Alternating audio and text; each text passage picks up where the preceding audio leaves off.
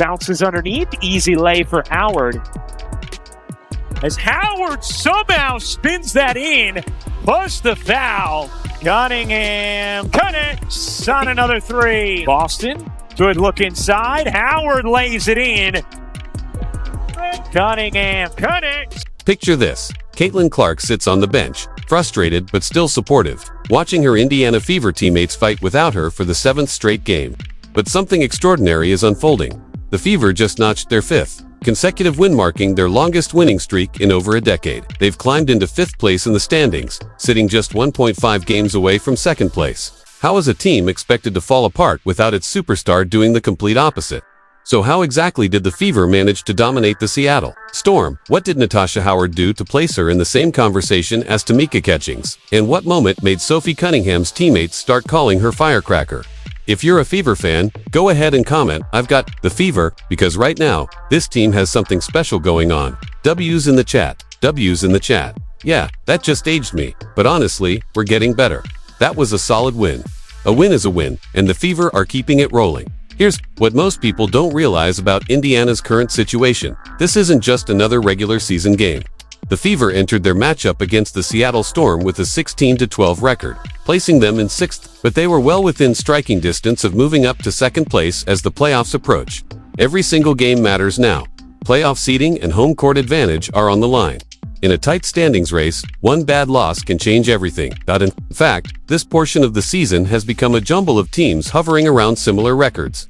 Indiana and Seattle were both 16-12 heading into their game. That made every contest on this road trip even more critical. As one player explained, "I think that the situation we're in right now, every game is important. Every game has to be played with urgency. Especially in the second half of the season, the pressure naturally rises, but this time, it's amplified by the tight standings. We've got to take it one game at a time, be where our feet are, and attack every opponent like they're the best." She continued, "This West Coast road trip could define the entire season for the Fever. They still have challenging matchups against Las Vegas, Phoenix, and Minnesota looming teams. That won't go down easy. A bad trip could mean falling completely out of playoff position. But here's what's wild. Without Caitlin Clark, the Fever aren't just staying afloat, they're playing their best basketball in years. They've now played 7 games without their superstar and are 9-7 in those games overall. That kind of resilience isn't supposed to happen when your best player goes down. As Coach Stephanie White emphasized, the team is filled with players who put the team first. We've got a great group of women. They're selfless, they support each other, and they're capable. They've been resilient all year and rally together," she said. White pointed out how the team plays differently without Clark, but that difference has unlocked new confidence in the players, giving them opportunities to shine and make key plays in big moments. That's been the key. When one star goes down, the rest of the team steps up. It's a trait all championship-level teams eventually learn. Stephanie White praised how the team's identity shifted from relying on Clark to becoming an unstoppable collective force. Aaliyah Boston evolved into more of a facilitator. Kelsey Mitchell leaned into her role as a veteran leader. Natasha Howard stepped up her scoring. Role players like Ari McDonald brought speed and playmaking, and Sophie Cunningham and Lexi Hull brought raw energy and grit.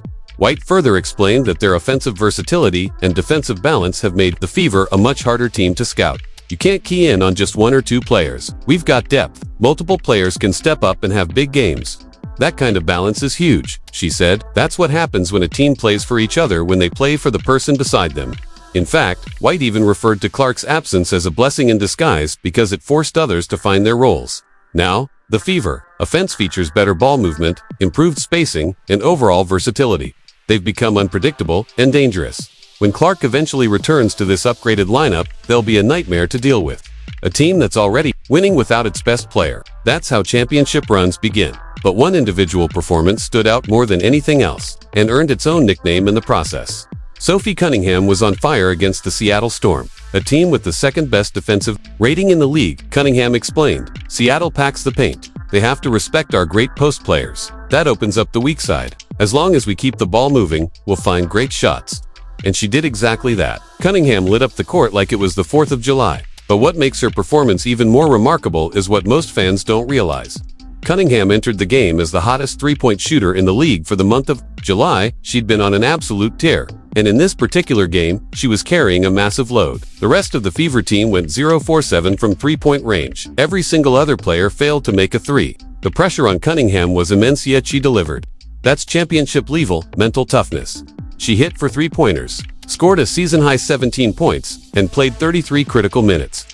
She shot 5 of 6 from the field and 4 of 5 from 3. While everyone else struggled from deep, she became the engine that kept the offense alive. Her performance didn't go unnoticed. Natasha Howard called her a firecracker after the game, a nickname that perfectly describes what Cunningham brings to the table. She explodes with energy when the team needs her most and lights a spark for everyone else.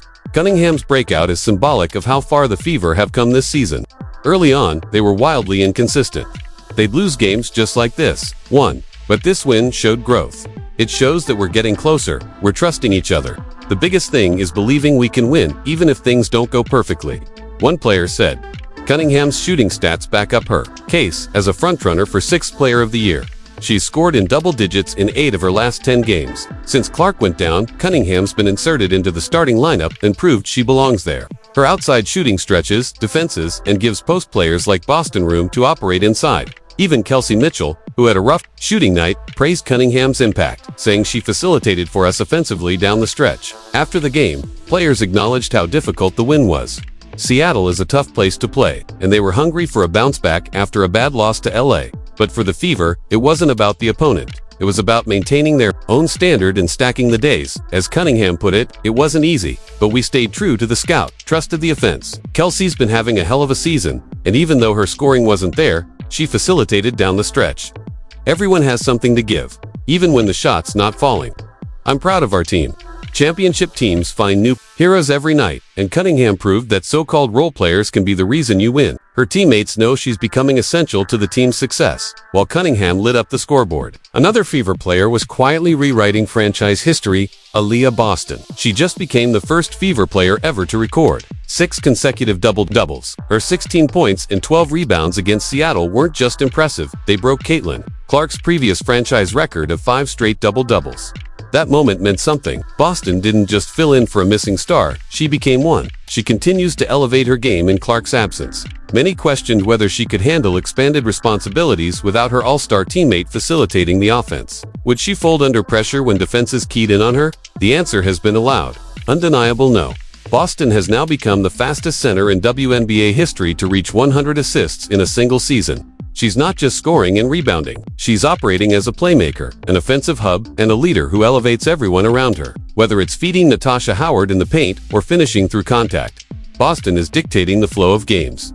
Coach Stephanie White has repeatedly called Boston the rock of our team and praised her high basketball IQ. Fans are only beginning to understand her impact, but her teammates already rely on her. White says Boston's evolution is impressive even for veteran coaches. She came into the league playing primarily on the low block in college, then adjusted last year when paired with Clark in a 2-woman game.